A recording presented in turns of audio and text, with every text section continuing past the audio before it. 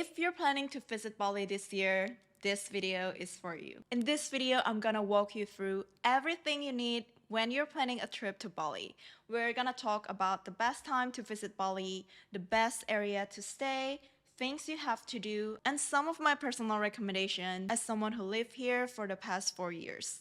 And beyond just the usual travel guide, I'm also gonna share a tip most people miss when booking accommodation here in Bali, whether you're planning to visit short term or staying long term. So without further ado, let's get started. Before planning anything, you need to know when is the best time to visit Bali. So basically there are two seasons in Bali. We have the rainy season and the dry season. The rainy season usually runs from November to March and the dry season from April until October. Most people would say the best time to visit is during the dry season, especially if you plan to visit during May until September. If you come during April, the heat is usually kinda unbearable. I personally prefer May, June, and September because usually around this time there are less crowd and the weather is more pleasant. It doesn't mean that you should avoid the rainy season because with the rainy season here in Bali, it doesn't always rain all day. It's more like short, heavy showers. But if you want a guaranteed good weather, then avoid December to January peak season because it's usually more crowded,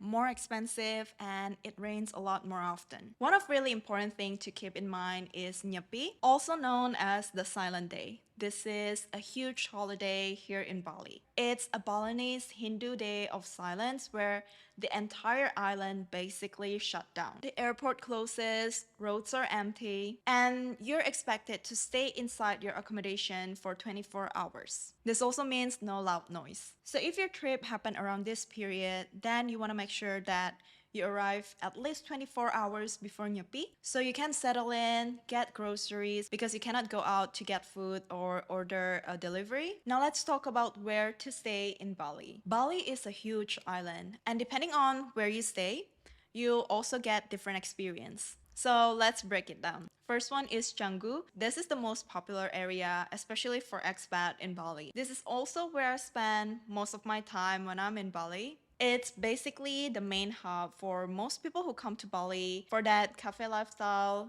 gym routine, and the social scene. It's very easy to meet people here. Everything is close by and there's always something going on. But at the same time, central Canggu can be chaotic. Traffic is heavy, scooters everywhere, and it can feel overwhelming, especially during the peak hours. I personally prefer Peraranan or Seseh area, which is still considered Canggu area, but more on the quieter side. And honestly, I love it better there because it gives me a much better balance. I still can go to cafes and gyms within minutes, but I can also get the peace when I want to focus on work. Next area is Seminyak.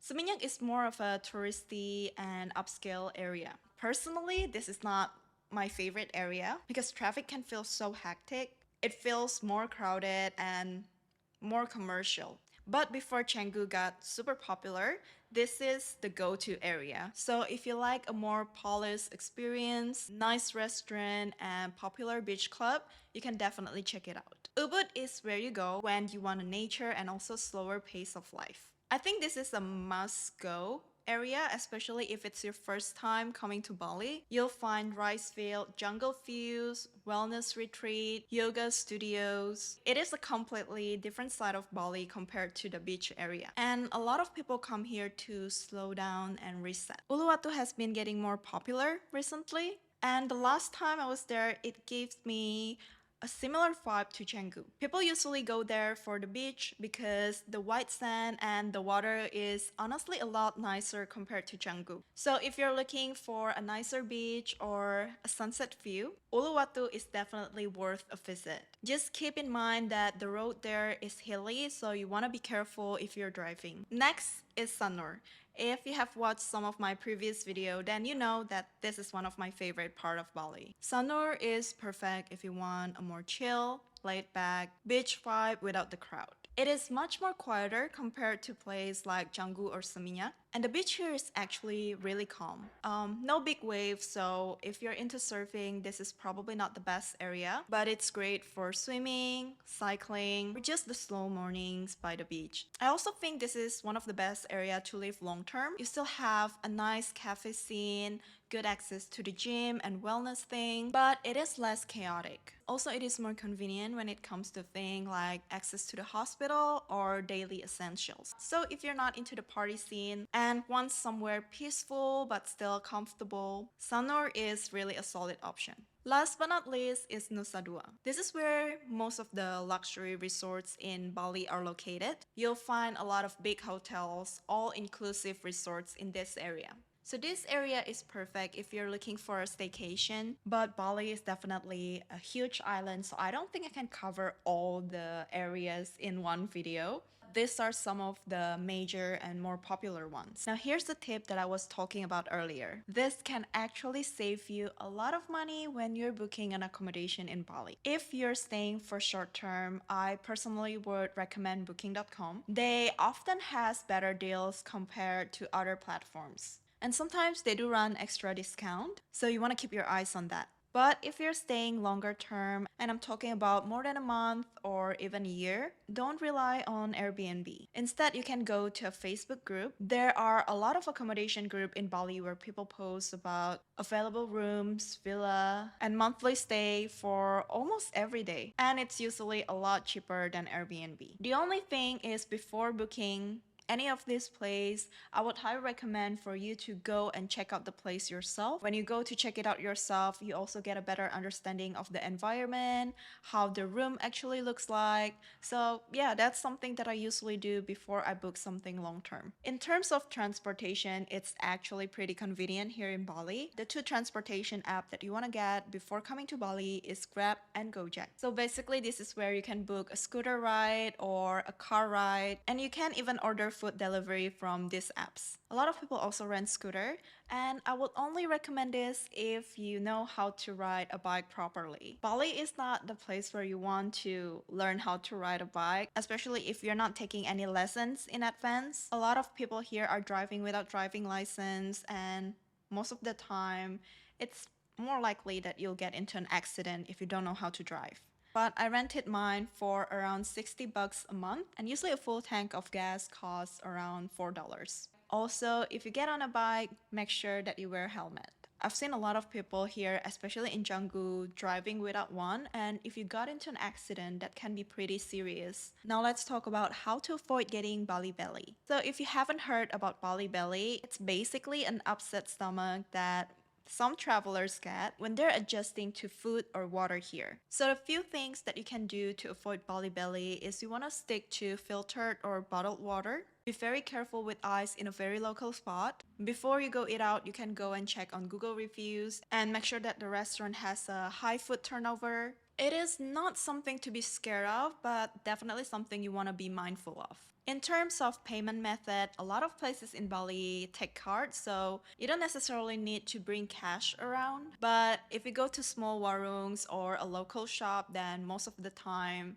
you will still need cash. But ATMs here are also pretty easy to find. My advice is always use ones that is attached to banks. Also, you want to keep your eyes on money changer scams.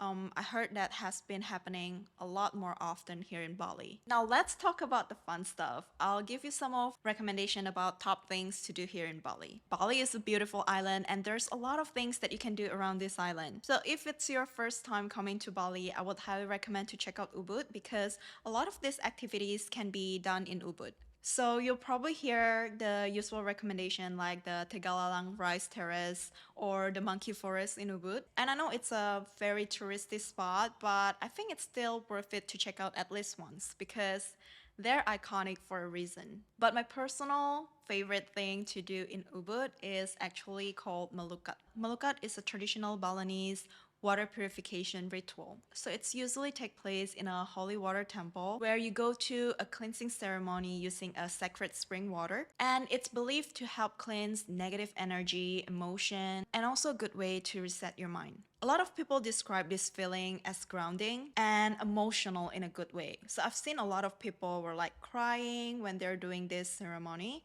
I think it's a very beautiful way to connect with the Balinese culture.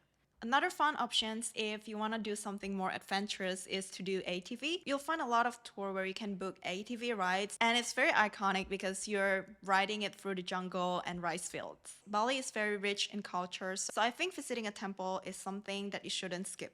Some of the most popular ones are Uluwatu Temple. This is where you can also watch the Kachak dance. Another famous temple is the one in Tanah Lot. But just to keep in mind, yes, this is like a tourist attraction, but it's still a temple, so make sure that you dress appropriately when you go to these places. One thing that you have to do in Bali is definitely try the local food.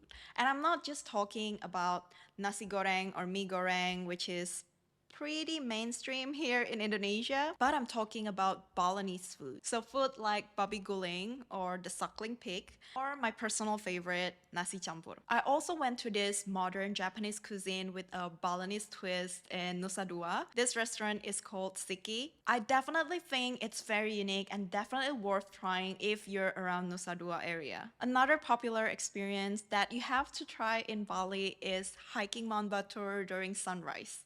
I honestly did this probably 3 times with different groups of friends because it's totally worth it to do that. You do have to wake up super early. I remember we woke up around 2 a.m. to start our trek. You just gotta hike up before the sunrise and you'll get to watch the sun come up above the cloud. Just make sure you check the weather before you go because if it's cloudy or rainy, then you won't be able to get the sunrise view.